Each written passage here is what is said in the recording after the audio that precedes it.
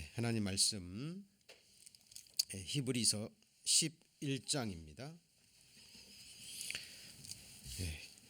히브리서 11장 17절 신약성경 366페이지 히브리서 11장 17절부터 제가 봉독합니다. 아브라함은 시험을 받을 때 믿음으로 이삭을 드렸으니 저는 약속을 받은 자로 돼 그 독생자를 드렸느니라. 저에게 이미 말씀하시기를 내 자손이라 칭할 자는 이삭으로 말미암으리라 하셨으니 저가 하나님이 능히 죽은 자 가운데서 다시 살리실 줄로 생각한지라. 비유컨대 죽은 자 가운데서 도로 받은 것이니라.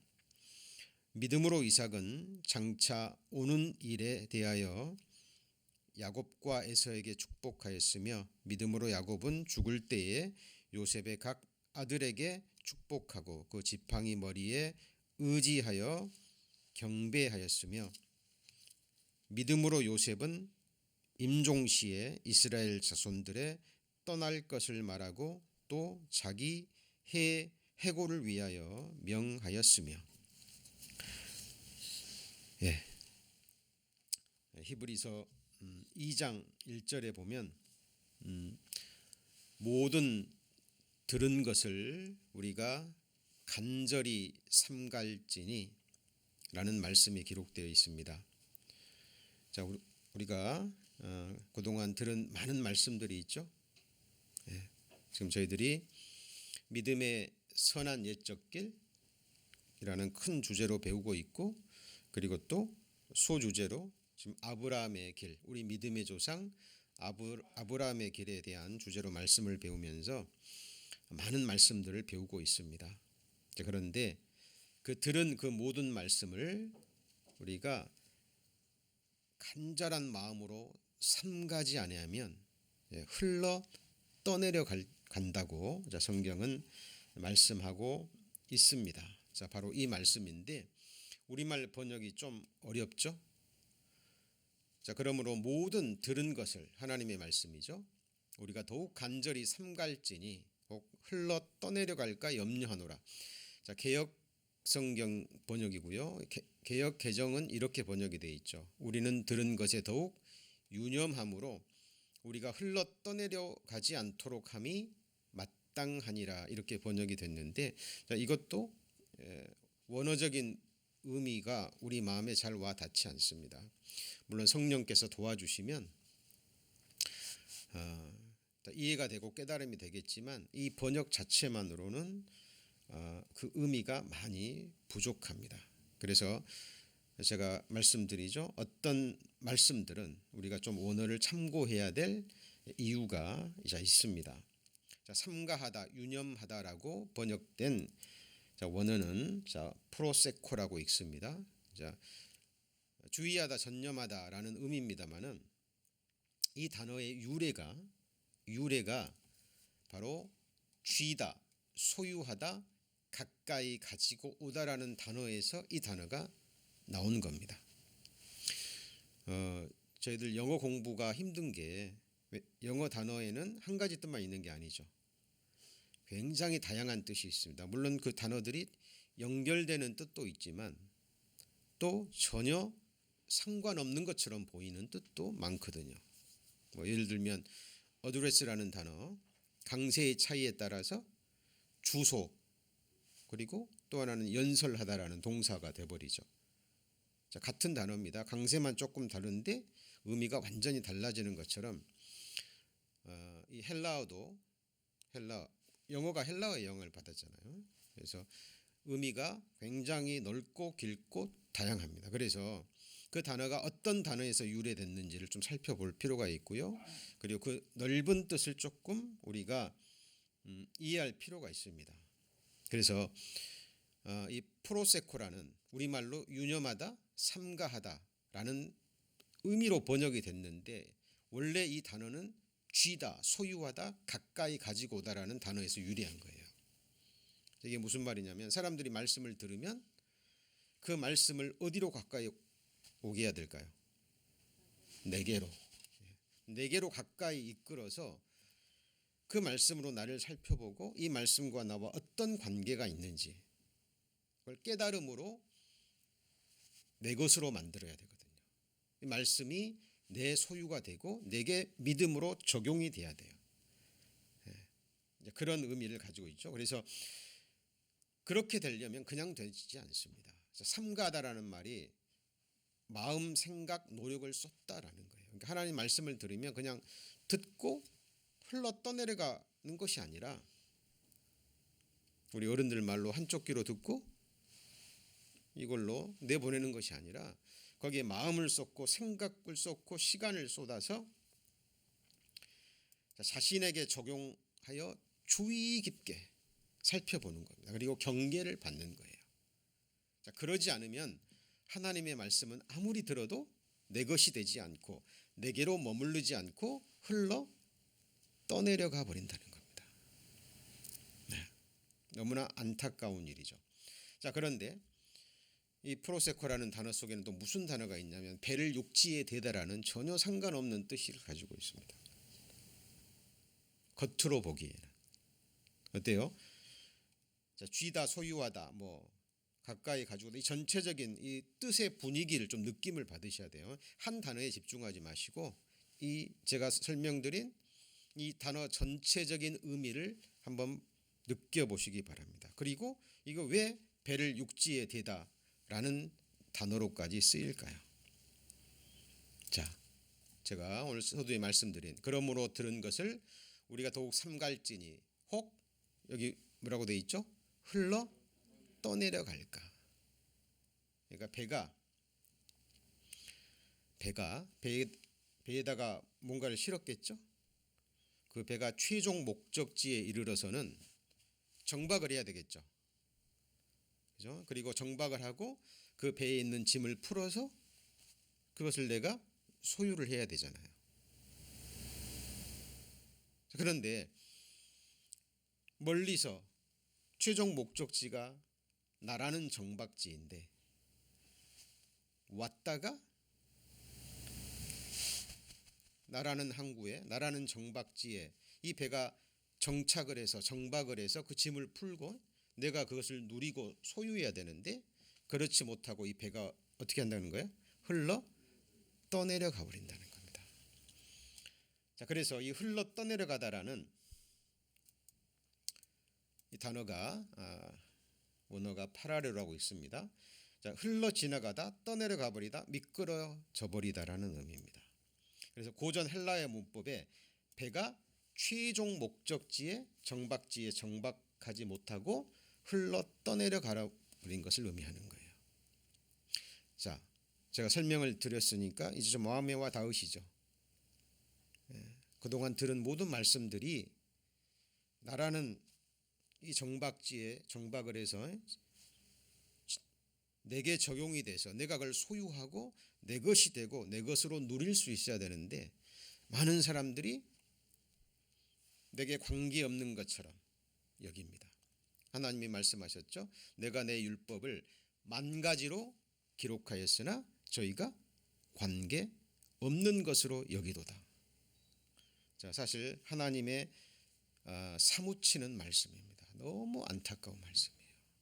지금 하나님으로부터 우리 각 개인에게 하늘에 속한 신령한 복, 하나님이 주실 수 있는 영생의 복, 하나님 나라의 시민이 되고 그곳에서 하나님처럼 돼서 하나님의 백성들과 함께 영원한 삶을 누리는 그 복이 지금 내 앞에까지 와 있는데 그것의 귀함을 모르는 거죠. 모르는 겁니다. 그래서 내게서 지나치게 해버리는 거예요. 정박지가 이런 곳이잖아요. 자, 이 정박지, 나라는 내 마음이라고 가정해보죠. 이게 뭐라고요? 내 마음. 내 마음이라는 정박지입니다. 지금 저 멀리 하나님으로부터 하늘의 복을 싣고 이 배에다가 말씀의 축복을 싣고 한 말씀 한 말씀 주어질 때마다 이것이 내 마음에 정박이 돼야 되거든요. 근데 이 근처까지 왔다가 내가 귀함을 모르니까, 주의를 기울이지 않으니까, 마음을 쏟지 않으니까, 묵상하지 않으니까. 말씀은 곧 하나님이죠. 말씀은 곧 하나님이고 인격체입니다. 여러분 여쭤보죠. 여러분 인격체입니다. 여러분이 누군가가 여러분을 원치 않아요. 사귀는 것도 원치 않고 내 삶에 들어오는 것도 원치 않고 여러분을 여러분의 집에 들이는 것도 원치 않아요. 그러면 누가 인격체라면 결코 그 사람 집에 들어갈 수 있어요, 없어요? 없을 뿐만 아니라 들어가지 않습니다. 왜요? 인격체이기 때문에 그래요. 말씀은 곧 하나님이거든요. 하나님의 말씀이, 하나님의 축복이 지금 내 앞에 이르렀는데 모르는 거예요. 이 얼마나 귀한지. 그리고 귓전으로 듣고 흘러 떠내려가게 해버리는 겁니다. 하나님 편에서는 얼마나 안타까울까요? 이런 일들이 너무 많이 있는 거예요. 자, 히브리서에 이 말씀이 기록되어 있는 것은 초대교회 때 유대인 그리스도인들 중에 유대교회에 있다가 개종을 해서 복음을 듣고 이제 구원을 받고 교회 생활을 하는데 너무나 많은 핍박과 오해와 그리고 고통이 있는 거예요. 근데 믿음에 단련된 성장한 그리스도인들은 다 그것을 이겨내는데 믿음이 연약한 자나 그리고 지금 몸은 유대인 교회, 유대인들이 또 이방인도 물론 들어있겠죠. 몸은 와 있지만 구원에 가까이 왔지만 구원받지 못한 영혼들도 있었겠죠. 근데 초대교회 때 핍박이 워낙 거세다 보니까 유대인들 중에 다시 유대교로 돌아가려는 움직임이 굉장히 강했습니다.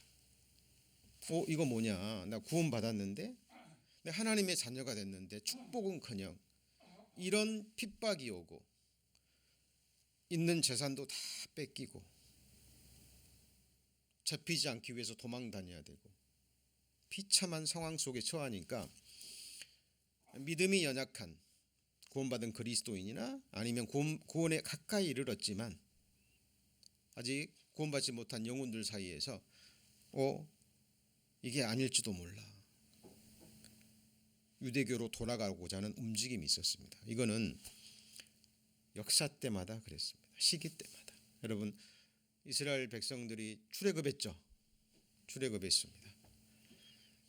그래서 광야 생활에 들어가 보니까 바로의 권세에서는 벗어났어요. 종살이에서는 벗어났습니다. 이제 자녀를 낳아도 아들을 낳아도 죽이지 않아도 돼요. 그런데 광야 생활이 고되거든요. 그렇죠? 먹을 것도 별로 없고 보이는 것은 맨 만나뿐이고, 그렇죠? 겨우 텐트 쳐놓으면 구름 기둥이 또 떠오르면 그 힘든 장막을 다시 거두어서 다시 움직여야 돼요. 네. 광야 생활은 너무나 단순한 생활입니다. 구름 기둥이 멎으면 텐트를 치고 그리고 매일 아침 만나를 거둬서 먹고 그냥 그 무리 가운데 있다가 모세의 인도로 무리 가운데 있다가 또 구름 기둥이 떠오르면 또 움직여야 되고 너무 힘든 거예요. 출애굽했는데 구원받았는데 이게 무슨 일이냐. 수많은 사람들이 이게 아니다. 우리 애굽으로 다시 돌아가자. 이런 일이 있었어요, 없었어요? 있었죠. 시대마다 마찬가지입니다. 지금 마지막 시대도 분명히 연약한 그리스도인들 중에 그럴 수 있습니다. 자, 그래서 하나님의 말씀을 읽거나 들을 때 우리에게 다가오는 이 축복을 놓쳐버리는 경우가 너무 많아요.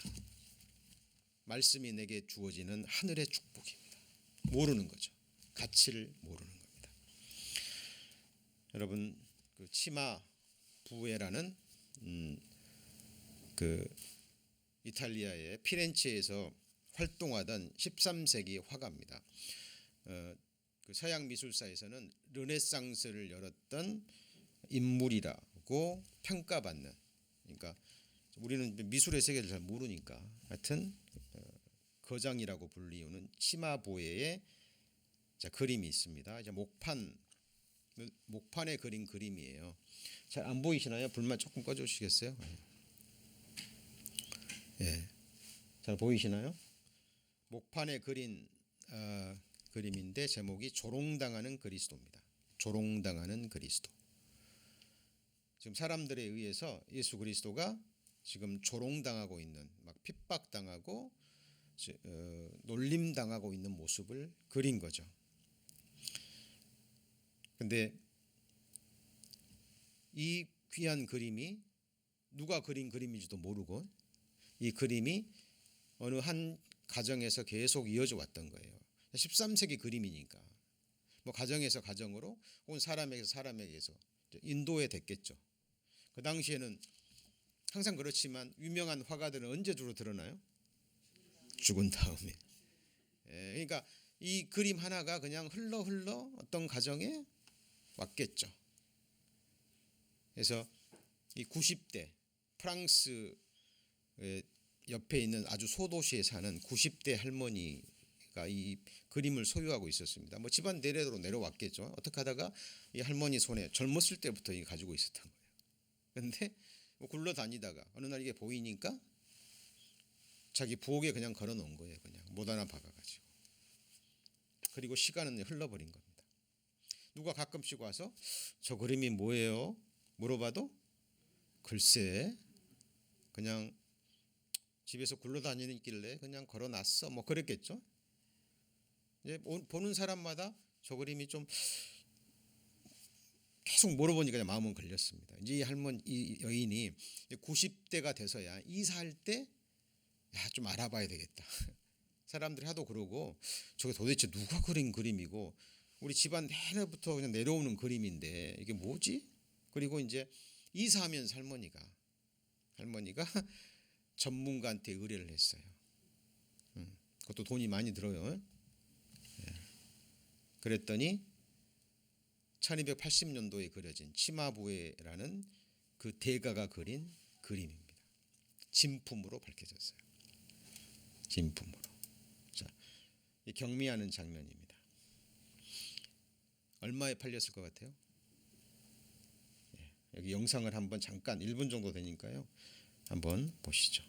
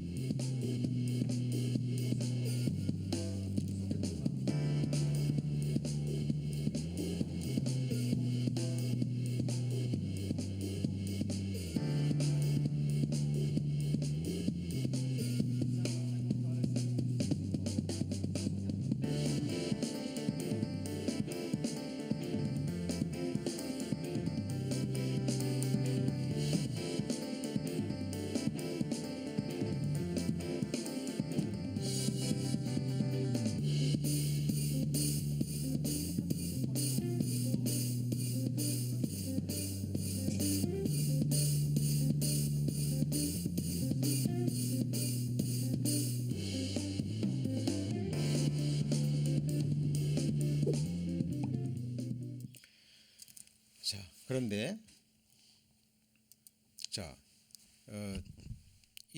이게 뭐 미국의 기반을 또 뭐 칠레 수지가에 팔렸대요. 이게 313억 원에. 근데 이제 나중에 프랑스 문화원에서요 이 소식을 듣고 그 전문가들 의견을 듣고요 이게 국보급에 해당되는 그림이라는 걸 알고요 그 30개월 동안 외국으로 반춘을 못하도록 그런 법이 있대요. 뭐 문화재법으로.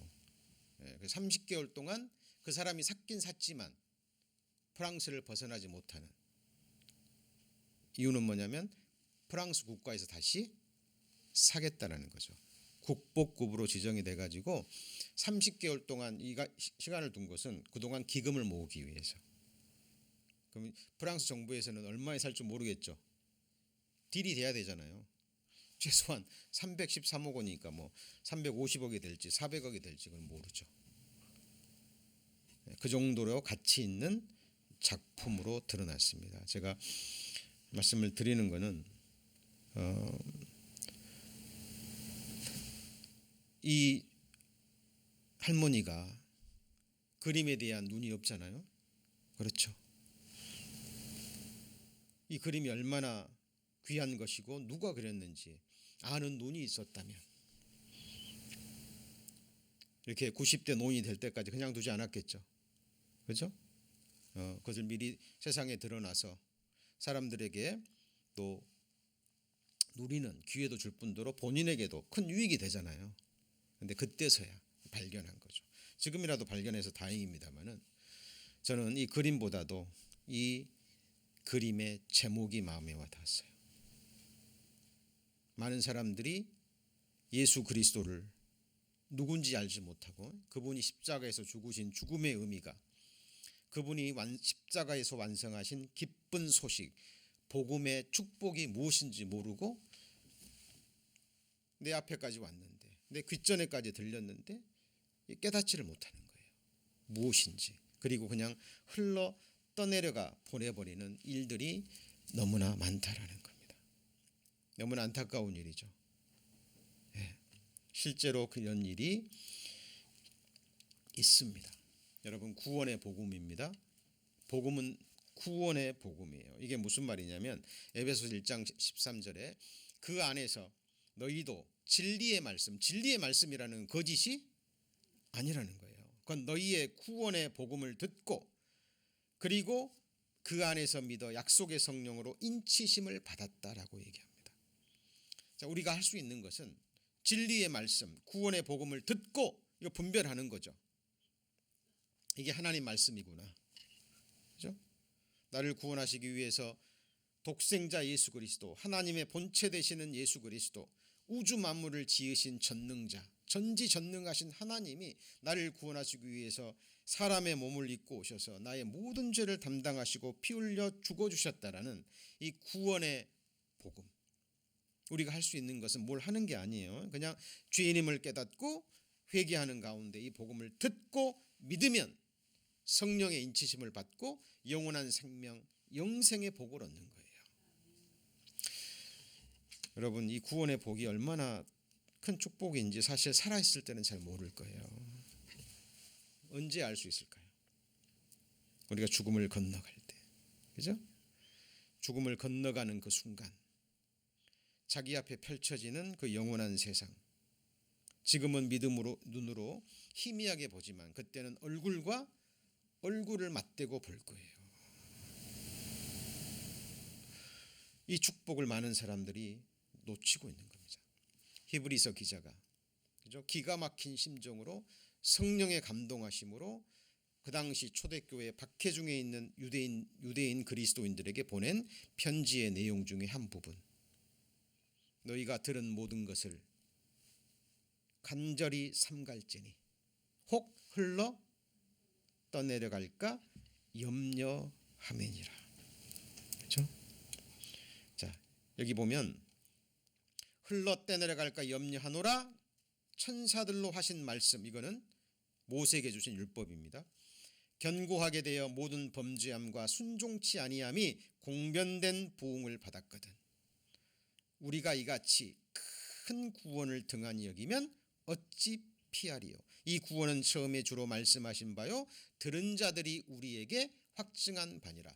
자, 모든 들은 것을 이라고 말씀했는데 이어지는 말씀이 뭐예요? 이같이 큰 구원이죠. 그러니까 구원의 복음에 관한 말씀입니다. 자, 히브리서 4장 2절에도 저희와 같이 우리도 복음 전함을 받은 자이나 그러나 들은 바 말씀이 저희에게 유익되지 못한 것은, 말씀의 유익, 말씀의 축복을 얻지 못하는 것은 듣는 자가 믿음을 화합지 아니함이라. 여기 보면 mixed with faith 그랬죠. 그러니까 말씀을 읽고 들을 때 뭐가 합해져야 돼요? 믿음으로.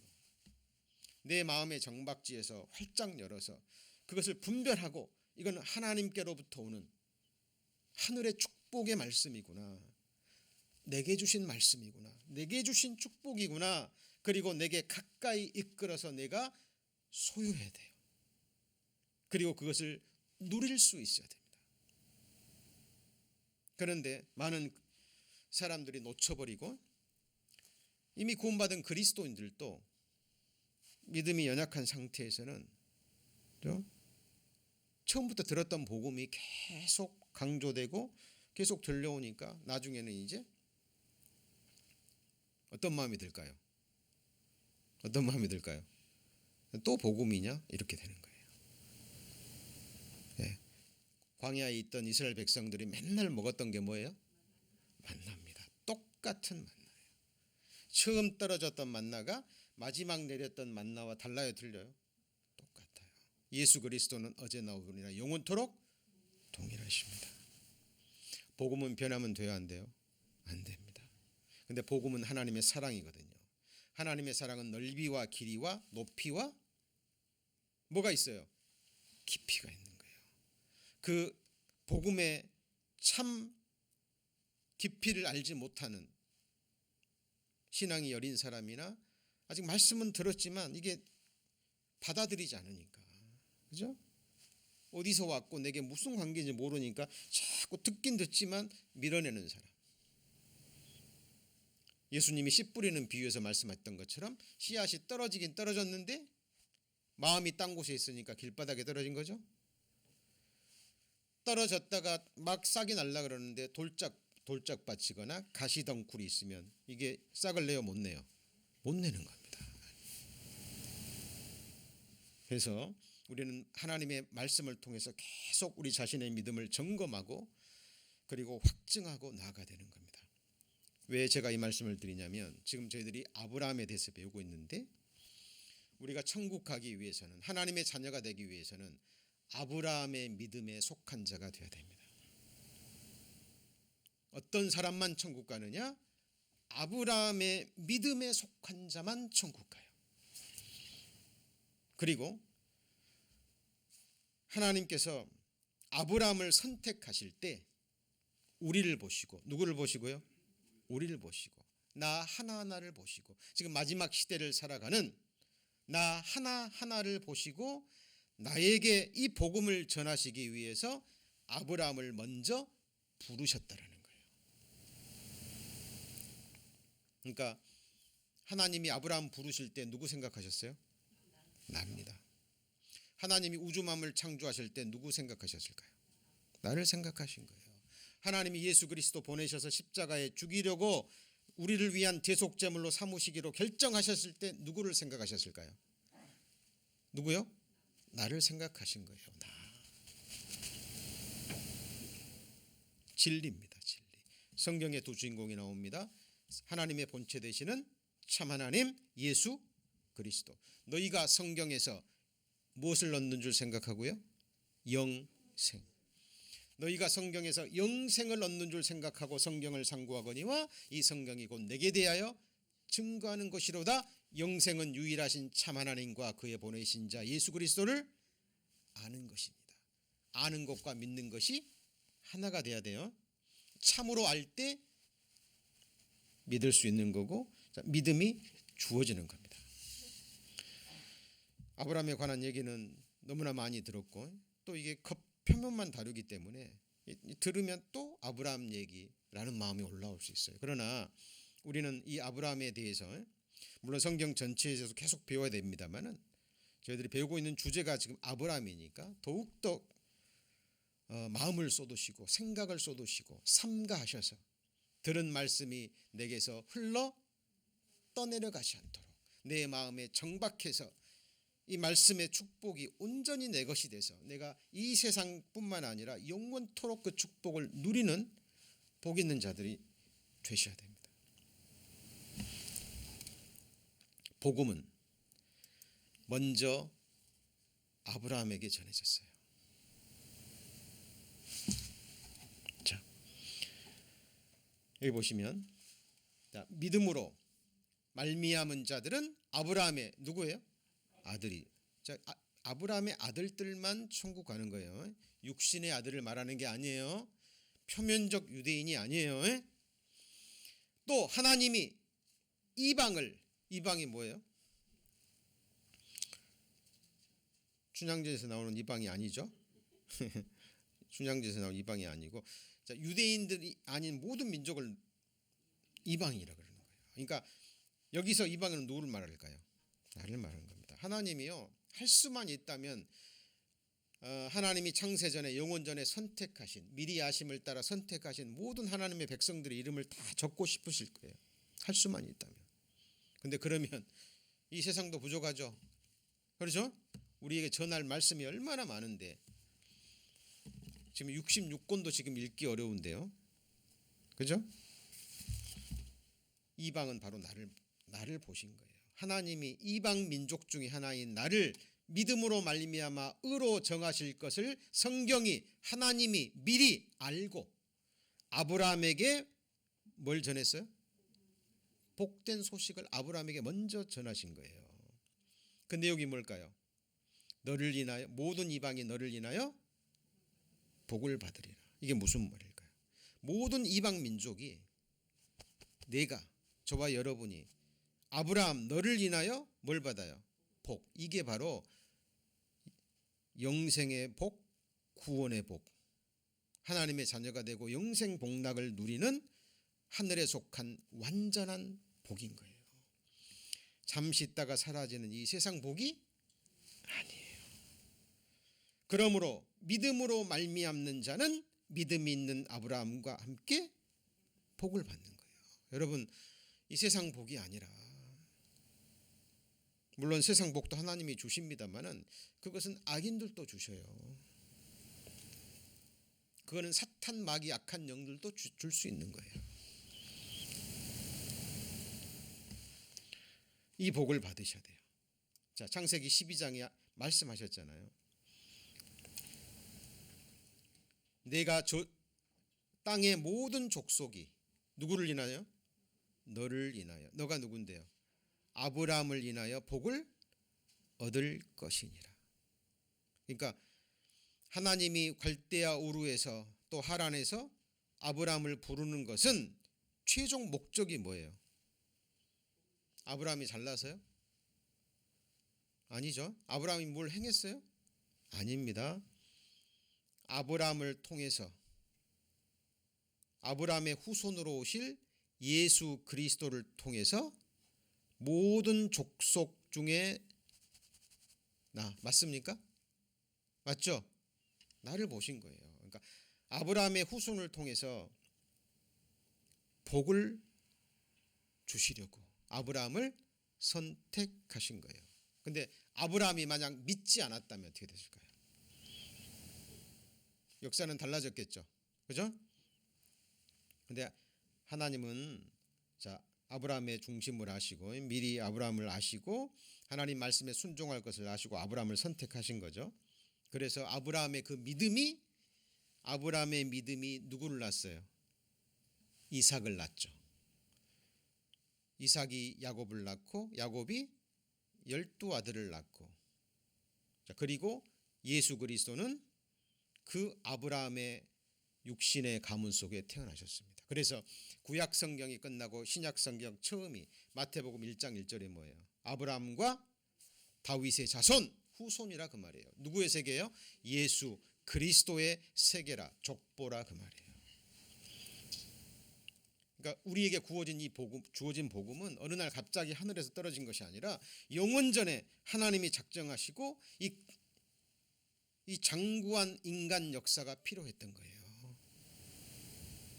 그죠? 하나님이 이스라엘 민족을 선택하시고 여기까지 이끌어 오신 것도 결국은 나 하나에게 이 복을 주기 위한 겁니다. 그래서 이 아브라함에게 먼저 복음을 전하셨다라는 말씀이 성경 곳곳에 기록되어 있습니다. 아브라함 얘기가 나오면서 예수 그리스도의 십자가가 나와요. 누구 얘기가 나오면서요? 아브라함의 얘기가 나오면서 예수 그리스도의 십자가가 나온다니까요. 너희는 여호와의 책을 자세히 읽어보라 그랬잖아요. 자세히 읽어보지 않으면 그냥 지나치는 겁니다. 흘러 떠내려가는 거예요. 정말 여러분 말씀 한 절을 읽으시더라도 한 장을 읽으시더라도 여러분에게 가까이 이끌어서 자세히 주의 깊게 유념하시면서 온 마음으로 성경을 읽으시고 내 것으로 취하셔야 돼요. 그래서 성경의 하나님, 아브라함의 하나님이 바로 내 하나님이 되어야 됩니다. 자, 갈라디아 3장에 보면 그리스도께서 우리를 위하여 저주를 받은 바 되사. 자, 우리 중에 누가 있어요? 자, 우리라는 말을 쓸 수 있는 것은 그 안에 누가 있기 때문에요. 내가 중심인 거예요, 여러분. 그러니까 그리스도께서 나를 위하여 저주를 받은 바 되사. 맞습니까? 율법의 저주예요. 율법의 저주에서 우리를 속량하셨으니.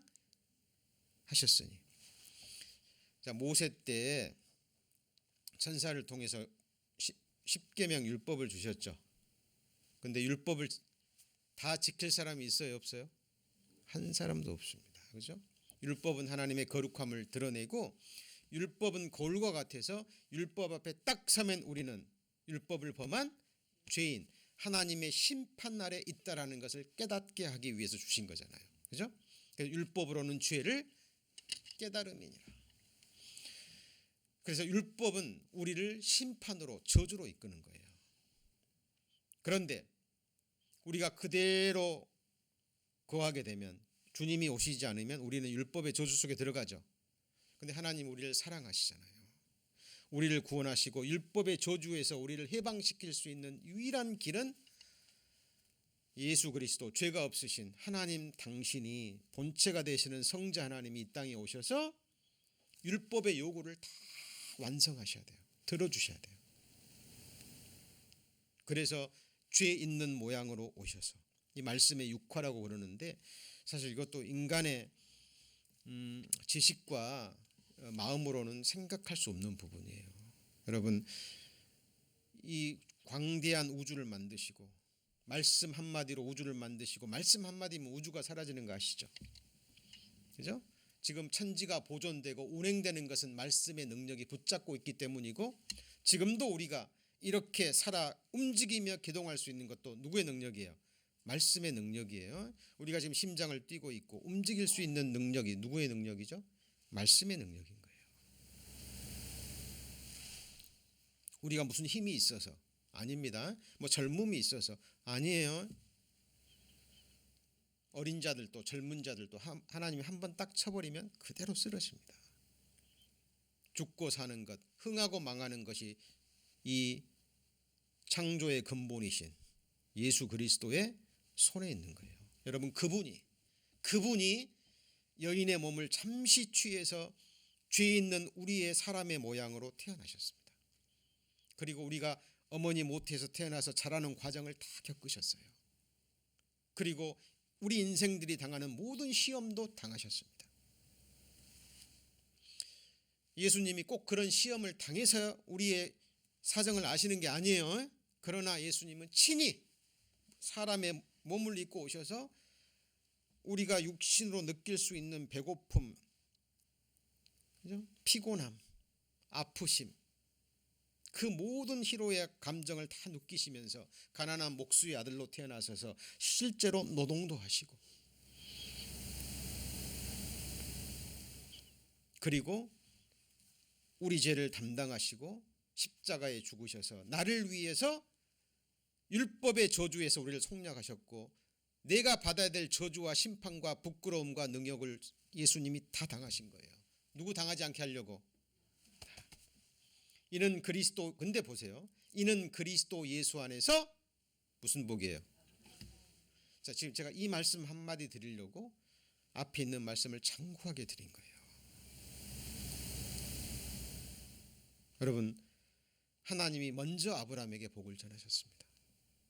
누구한테 복 주려고요?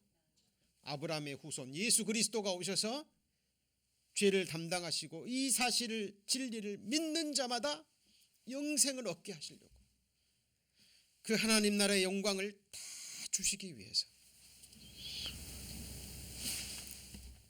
하나님은 우리가 하나님께 뭐 영광을 돌린다 그래서 영광이 더하거나 덜하거나 그러실 분이 아니에요. 하나님은 성삼위 하나님으로 완전하시고 완전히 자족하시고 완전히 자존하신 전지전능하신 하나님이십니다. 시작도 없고 끝도 없고 어미도 없고 아비도 없고 족보도 없고 신비 중에 신비입니다. 유일무이하신 하나님. 그래서 이방인에게 나에게 맞아요? 그래서 여러분 성경 읽으실 때 항상 나를 찾으셔야 돼요. 누구를요? 나를. 성경 속에서 나를 찾을 수 있는 분은 요한계시록에 나온 어린 양의 생명책에 내 이름을 이 세상에 있을 때 믿음의 눈으로 정확하게 볼 수 있습니다. 자, 그래서 갈라디아서 5장에도 이런 말씀이 있습니다. 형제들아 사람의 예대로 말하노니 사람의 언약이라도 정한 후에는 아무나 폐하거나 더하지 못하죠. 세상 예도 한번 약속하고 계약하고 도장 딱 찍고, 미국에는 도장 안 찍죠. 뭐 하면요, 사인 딱 하면 다시 무르지 못해요. 아시죠? 그죠? 사람의 예도 그렇습니다. 자, 그런데 이 약속들은 누구에게요? 아브라함과 또 나오죠. 이게 아브라함의 언약입니다. 그 자손에게 말씀하신 것인데 여럿을 가리켜 그 자손들이라 하지 않고 오직 누구죠? 하나입니다. 그래서 아브라함의 자손이 많이 있지만, 그죠? 솔로몬, 다윗도 있고 솔로몬도 있지만 여기서 말하는 것은 예수 그리스도 누구예요? 한 분, 오직 예수 그리스도를 통해서 주어질 축복, 언약의 축복을 말하는 거예요. 자, 그래서 여러분 성경은 구약은 옛 약속, 신약은 새로운 약속이죠. 그래서 여러분 뭘 붙드셔야 돼요? 하나님의 약속의 말씀. 누구에게 하신 말씀이요? 내게 하신 말씀. 단체 계약 없습니다. 하나님이 약속하시면 하나님의 인격으로 말씀하셨잖아요. 그러면 하나님의 형상대로 지음받은 자유의지를 가지고 있고 그 책임을 부여받은 나라는 인격이 하나님의 약속의 말씀에 믿음으로 뭐 해야 돼요? 사인하는 거예요. 그 순간 이 계약은 어떻게 되는 거예요? 처리되는 거고 하나님도 나도 되물릴 수 없는 거예요. 그래서 한번 구원받는 순간, 그것이 진정한 믿음의 순간이라면 영원한 구원이 되는 겁니다. 아무도 물을 수 없어요. 제가 며칠 전에 아침 묵상 말씀 보내드렸죠. 예레미야 말씀. 너희가 밤과 낮의 약정을 피할 수 있을진데, 그죠? 내가 다윗에게 한 언약과 레위인들에게 한 언약, 생명과 평강의 언약입니다. 그것을 피할 수 있으리라. 이게 무슨 말이냐면 여러분 지금 밤이 되고 낮이 되고 낮이 되고 밤이 되는 이거 여러분 피할 수 있어요? 여러분 지금 밤이 저녁이 오는 걸 피할 수 있나요? 없으시죠? 지금 2010년 지금 눈 깜짝할 사이에 2020년이 가고 있는데 이거 붙잡을 수 있나요?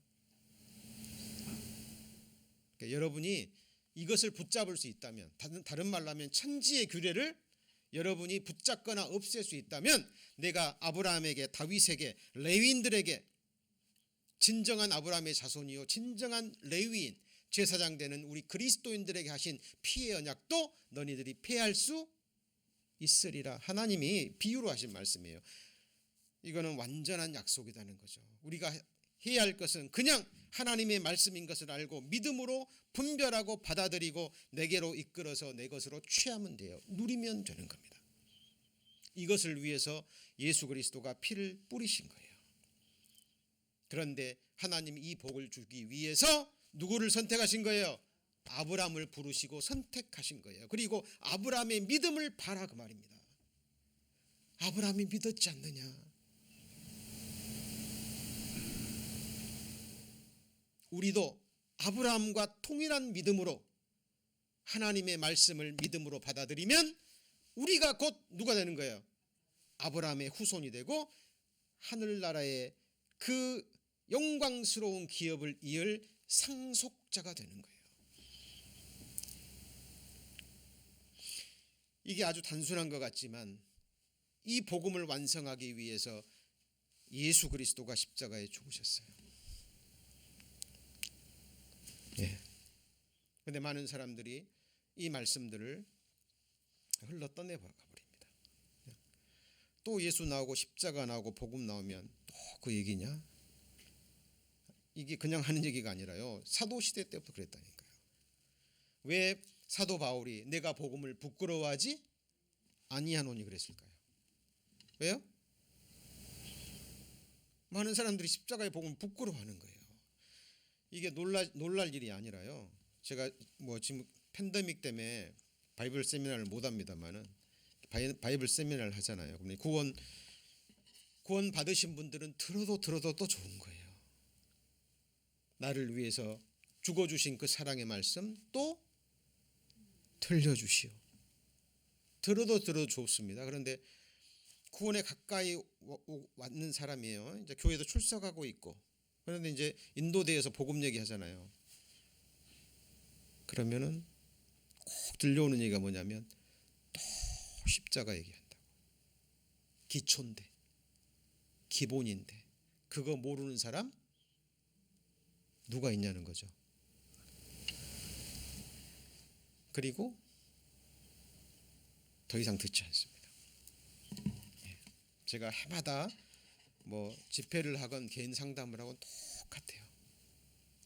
가족들 중에 구원 못 받은 사람이 있잖아요. 그러면 이제 가족들이 이제 모시고 옵니다. 목사님 상담 좀 해주세요. 그러면 저는 무슨 얘기할까요? 무슨 얘기해야 되죠?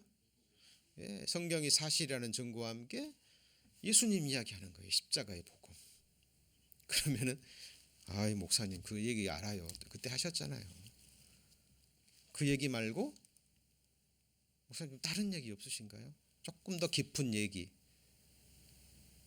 이렇게 나올 때요. 정말 하나님의 그 안타까운 마음을 느낍니다. 처음부터 들은 것을 붙잡으라 그랬잖아요. 깊게 들어가셔야 됩니다. 예수 그리스도의 복음에 대해서. 그리고 예수님은 아브라함의 자손으로 오셨죠. 맞습니까? 그런데 이런 말도 있어요. 예수께서 가라사대 진실로 진실로 너희에게 이르노니 아브라함이 나기 전부터 내가 있느니라. 이 말은 예수님은 아브라함을 창조하신 분이고 맞습니까? 아브라함의 후손으로 오셨지만 아브라함의 어머니의 모태에서 만드신 분이 누구예요?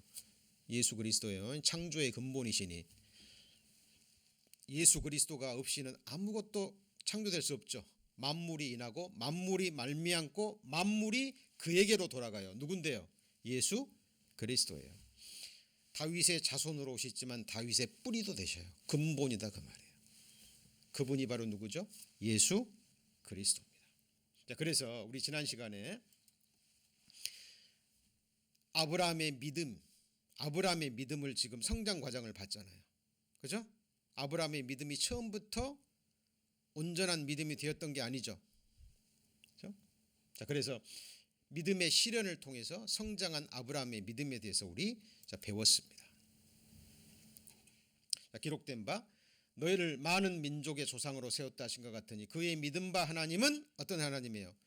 죽은 자를 살리시며 없는 것을 있는 것 같이 부르시는 이시니라. 아브라함이 바랄 수 없는 중에 바라고 믿었으니 여기서 죽은 자를 살리시며 이게 중요한 거예요. 죽은 것처럼 됐잖아요. 자기 몸이.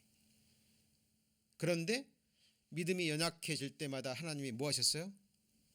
말씀하셨습니다. 책망하시고. 그죠? 그때마다 아브라함은 그 말씀을 다시 자기 걸로 받아들이고 거부했어요? 흘러 떠나가게 했어요? 받아들였어요? 받아들였습니다. 그리고 아브라함의 믿음은 성장하고 자, 이런 믿음까지 왔습니다.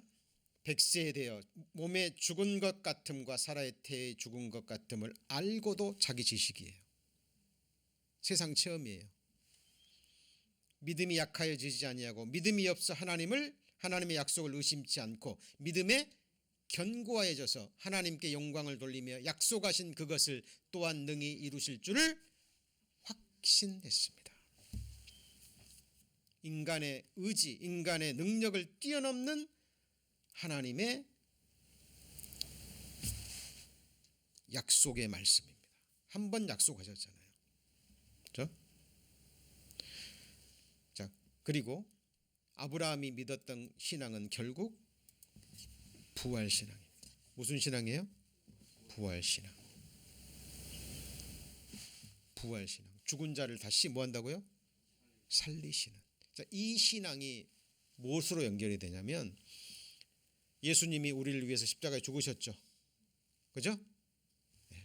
그런데 예수님이 죽고 끝나버리셨다면, 부활하지 않으셨다면 예수님이 하나님의 아들이신지 우리가 어떻게 알아요? 근데 성경은 뭐라고 얘기합니까? 성부 하나님이 예수 그리스도를 어떻게 하셨어요? 살리셨죠. 살리셨죠. 제자들이 보았고 수많은 사람들이 그걸 보았고 그 증언의 기록들이 지금 기록된 말씀으로 성령의 감동하심으로 기록돼서 우리에게까지 전해졌어요. 바로 내 귀에까지, 내 마음 바로 앞에까지 왔습니다. 먼 곳에서 이곳까지. 흘러 떠내려가게 해야 돼요? 받아들여야 돼요? 받아들여야 돼요. 결국 아브라함의 믿음은 부활신앙이고 그 부활신앙의 믿음이 누구까지요? 다까지 오는 거예요. 그래서 아브라함은 시험 받을 때 믿음으로 이삭을 뭐 했죠? 드렸습니다. 저는 약속을 받은 자로 내 독생자를 드렸느니라. 저에게 이미 말씀하시기를 내 자손이라 칭할 자는 이삭으로 말미암음이라 하셨으니 저가 하나님이 능히 죽은 자 가운데서 다시 살리실 줄로 생각한지라 비유컨대 죽은 자 가운데서 도로 받은 것이니라. 한 가지 질문을 드리죠. 아브라함이 의롭다 칭함을 받은 것이 아브라함 이삭을 죽인 후입니까? 아니면 전입니까? 아브라함이 하나님께 너 의롭다, 하나님이 한번 의롭다 하면 영원한 거예요. 하나님은 돌이키지 않으셔요. 한번 의롭다 칭하시면 영원까지 이르는 거야. 하나님은 인생이 아니십니다. 하나님이 언제 아브라함에게 의롭다 하신 거예요? 창세기 15장입니다. 이삭을 낳기도 전에, 그죠? 이삭을 낳기도 전에 의롭다 칭하신 거예요. 집에 가서 읽어보세요. 아브라함이 잉태되기도 전에, 그죠? 네. 이삭을 바치고 나서 칭한 게 아니에요. 그러니까 아브라함이 이삭을 낳은 거나 번제로 바친 거나 이것은 율법 행위가 아니라 의롭다함을 받은 이후에, 그죠? 하나님의 말씀을 믿었기 때문에 행한 거예요. 그 근거가 뭐죠? 하나님이 같이 해보실까요? 이미 말씀하셨거든요. 하나님은 말씀하시면 지켜요, 안 지켜요? 반드시 지키시는 분이에요. 아브라함이 약속대로 주셨잖아요. 아브라함이 이제 이삭이 컸어요. 이제 어느 정도 컸습니다. 10대 소년이 됐어요. 그런데 어느 날 갔다가 번제로 바치래요. 번제가 뭐예요? 짐승 가르듯이 갈라가지고 불태워 제사 드리는 거예요. 죽이라는 거잖아요. 그런데 아브라함은 생각했겠죠. 하나님의 말씀이 임했죠. 임했죠? 내 것으로 끌어들여서 삼가하고 주의하고 유념하고 시간을 쏟고 마음을 쏟고 생각을 쏟았겠죠. 네 아들을 바치라는 어떤 이유나 뭐 말씀도 안 해주고 그냥 바치라는 거예요. 그런데 아브라함은 처음에 들었던 내게 주신 약속의 말씀이 있었어요, 없었어요? 이미 말씀하신 거 있었어요, 없었어요? 있었어요. 바치라 그러는데 이삭으로 말미암아 내 후손이 별처럼 많으리라 했는데 죽이래요. 그 말은 아브라함은 생각하고 믿음의 결론에 이른 거예요. 그게 뭐죠? 하나님은 거짓말하지 않는 분이니까 내가 죽이면 다른 아들을 주는 게 아니에요. 왜냐하면 이삭은 하나뿐이니까. 그렇죠? 내가 이삭을 죽여도 하나님은요, 죽인 이삭을 다시 살리실 것을 생각한 게 아니라 그냥 믿은 거예요. 이유 근거는 뭐예요? 이미 말씀하셨으니까. 여러분 이것이 같이 해보시죠. 아브라함의 믿음. 이 믿음에 속한 자만 진정한 하나님의 백성이 되는 거고 진정한 하나님의 천국 시민이 되는 거예요. 여러분 여러분의 믿음을 계속 점검하셔야 됩니다. 여러분, 아브라함에게 있어서 가장 귀한 것이 뭘까요? 네? 자기 생명보다 귀한 백세에 낳은 약속의 자녀예요. 이걸 더 깊게 들어가면 아브라함은 하나님의 그림자고 이삭은 예수 그리스도의 모형입니다. 조금 더 깊이 들어가잖아요. 그럼 이삭도요 10대 소년이거든요. 얼마든지 반항할 수 있고, 그죠? 도망갈 수 있고, 집에서 모리아산까지 걸어서 3일 거리입니다. 아버지, 땔감은 있는데 번제에 쓴 양은 어디 있어요? 그 질문을 들었을 때 아버지 마음이 얼마나 기가 막혔을까요? 근데 아버지는 하나님께서 예비하시리라.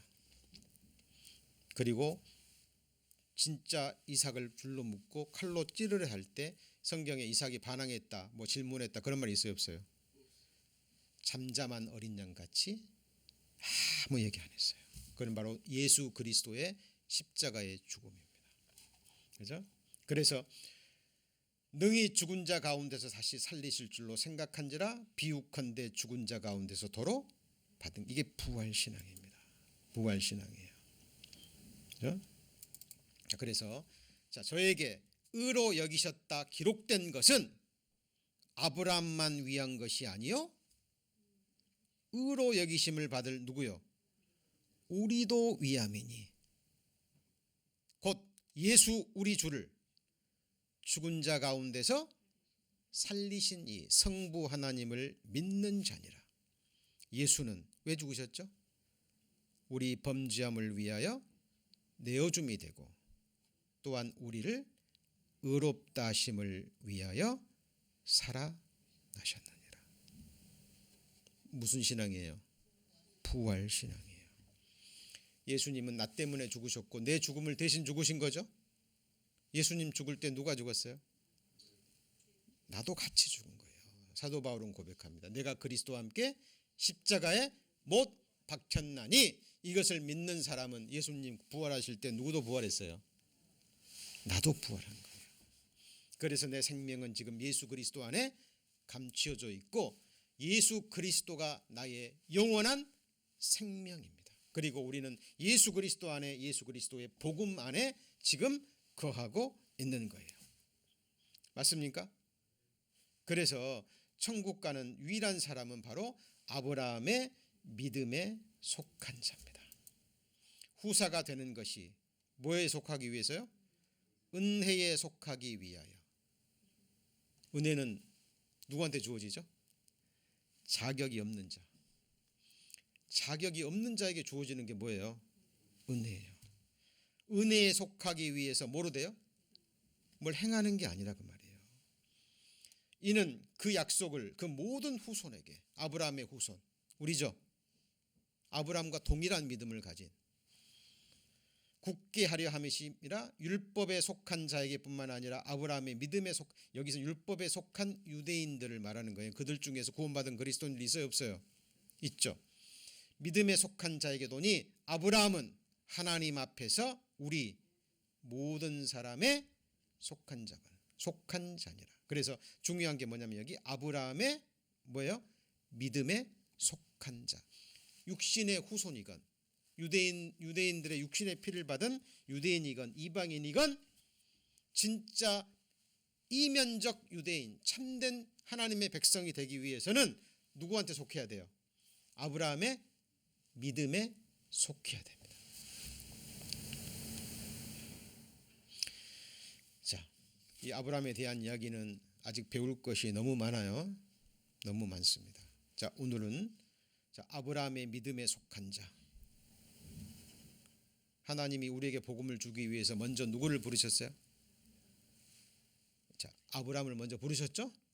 아브라함에게 먼저 복음을 전하시고 만민이, 천하 만민 중에 내가 있잖아요. 너를 인하여 너의 후손으로 올 이삭의 자손, 야곱의 자손, 그죠? 후손으로 올 예수 그리스도를 통해서 주실 영생의 복을 주려 하심이라. 결국 나게 하신 말씀이죠. 자, 그래서 다음 시간에는 이제 하나님의 언약을 받았다면 반드시 육신의 유대인이라면 그 증거가 뭐냐면 할례입니다. 뭐예요? 할례. 근데 그리스도인이 자 우리가 아브라함의 믿음에 속해서 구원을 받았다는 징표가 뭐냐면 마음의 할례예요. 이걸 이제 그리스도의 할례라고 합니다. 육적 몸을 벗는데 그리스도의 할례. 다시 말하면 십자가에서 죽고 다시 부활했다라는 이 십자가의 기본적인 건데 이건 좀 더 깊이 공부해야 될 필요가 있습니다. 다음 시간에 아브라함의 믿음에 대해서 좀 더 이어서 공부하시겠습니다. 저희들 기도하기 전에 오늘은 조금 오늘 들으신 말씀을 무슨 말씀을 들었는지 또 내게 어떻게 믿음으로 적용할지 몇 분간만 눈을 감으시고 묵상하신 후에 제가 주의 기도와 축도 기도 인도하겠습니다. 기도 음악 좀 잠깐 틀어주시죠.